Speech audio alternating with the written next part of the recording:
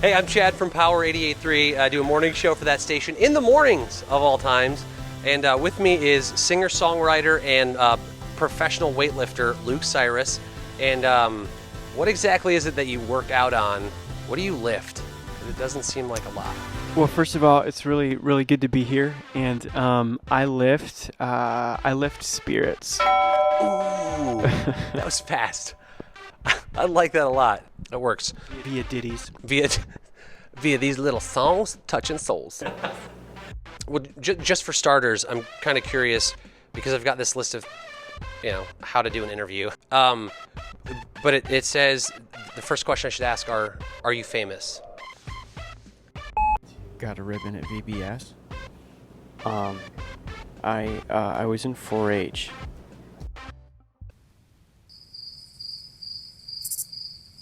All right, it basically says at this point, since you're not famous, I should end the interview. But you know what? Since you're here, let's just keep going.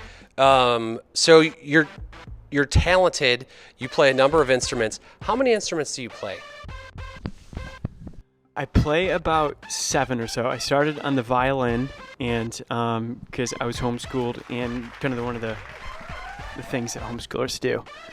I went to MSU at age 4, and used their Suzuki method to learn how to play the violin. So so violin, I started off playing that. Guitar, a few different instruments. Just when I get bored with one, I pick up a different one. So you just got back in the country. You were kind of working on a huge project, and it wasn't your tan, although I have to say, super tan. What was the project you were working on, and just tell me a little bit about that.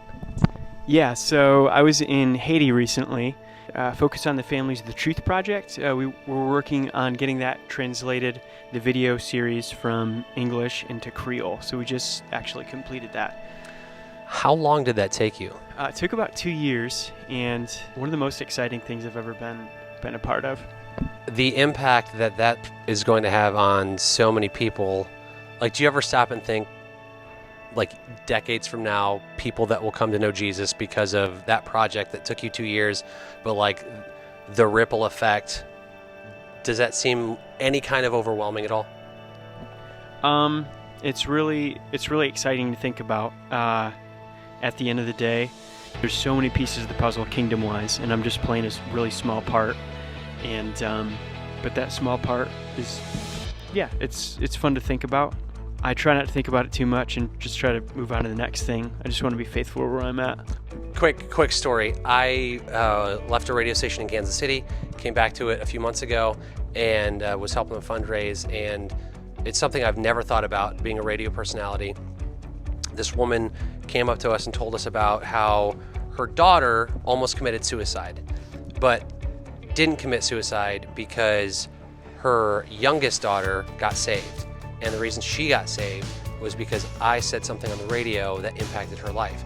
Now, it's never on my radar to think about that kind of stuff, but being overwhelmed in the moment that God used me in my, sometimes stupidity and rebellion and whatever, that God still chose to use this avenue like radio to impact a child's life and impact her mother's life and then everybody in her family.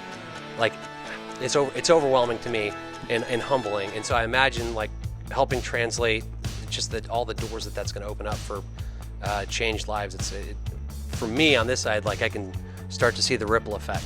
That's something that took you 2 years to do that's going to rush into this giant, massive, life-changing for generations of families.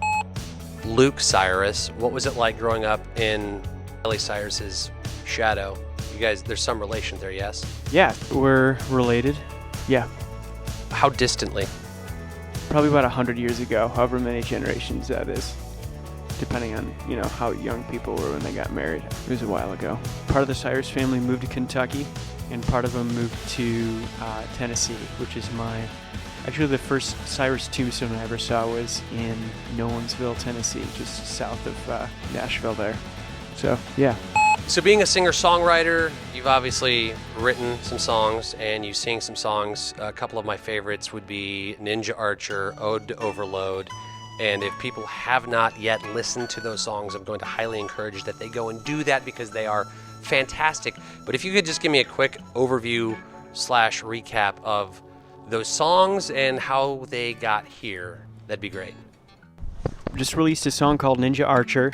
Released it on Spotify. I'm indie at this point. Don't really have a label or any crazy machine behind what's going on, but there is a machine, and that is all the people who, friends and family, and a really big support team that just shared it like crazy. It got picked up on some algorithms, and right now it went to like 100,000 listens in the span of a couple months, and that was really, really encouraging, really humbling. But yeah, Ninja Archer, that was produced by some really talented producers who have done some work with Disney and Nickelodeon. They just did all the Power Rangers TV music, and some really, really cool guys that were a blast to work with. Ode to Overload, where'd that come from? I don't know about you. I have this propensity to be addicted to my cell phone, which can be a really, really handy tool, but it can also be a weapon of mass distraction. And I find that at every stoplight, I'd be picking it up, checking my phone, or being in social environments and being on that instead of engaging and being present and being just being present in the moment. There's so much that we can miss out on, but they're great tools. I'm not gonna trash them. They're great tools.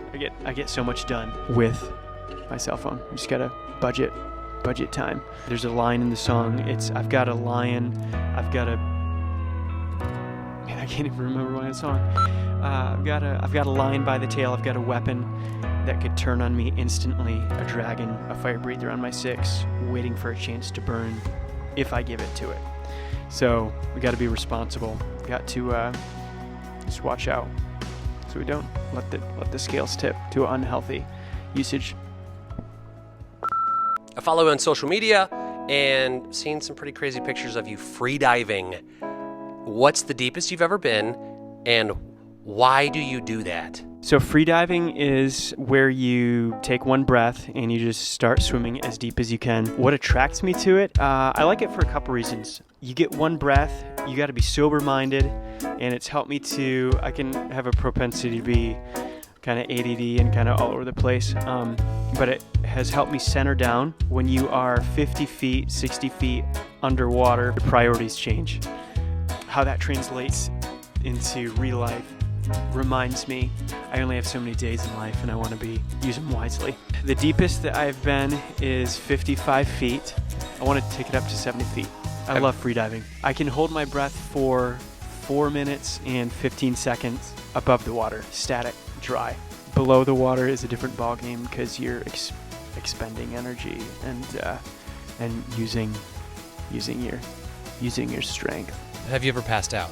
I've gotten close. You never dive alone. You dive with a buddy who knows what they're doing, and you do have to be safe. I like to feel small, and being in the ocean or the Great Lakes makes you feel small. And looking out over the horizon, that endless expanse makes you feel like a little ant. Favorite place you freedive? Freedive.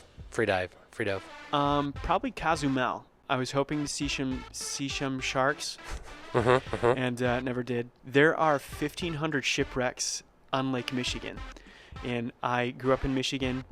I love the water. It's like an hour and a half away from where I grew up, and so yeah, there's plenty of history to choose from. You got your start in pretty interesting venues as a musician. Not your typical place to play and get broke into the industry. Tell me about the nursing homes. Yeah, I started playing in nursing homes when I was about 15. Felt like the Lord was saying, Luke, be faithful where you're planted. There's a wide open door. Yeah, and one thing led to the other, and I've played at over 120 different nursing homes. Future projects musically, what does that look like going forward? Yeah, I've been in Nashville a bunch this last season. Ted T, I'm working on some projects with him. He is the For King and Country guy, has done some projects with Mute Math, and really fantastic, skilled dude. I have a few songs in the oven right now with him. He's just a blast to work with. So yeah, more information on that coming soon.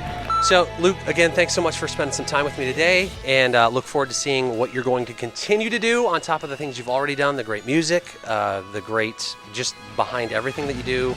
I appreciate who you are on top of just a good guy. You've been a good friend, and I look forward to seeing what you continue to do here, not like literally here, but like out there.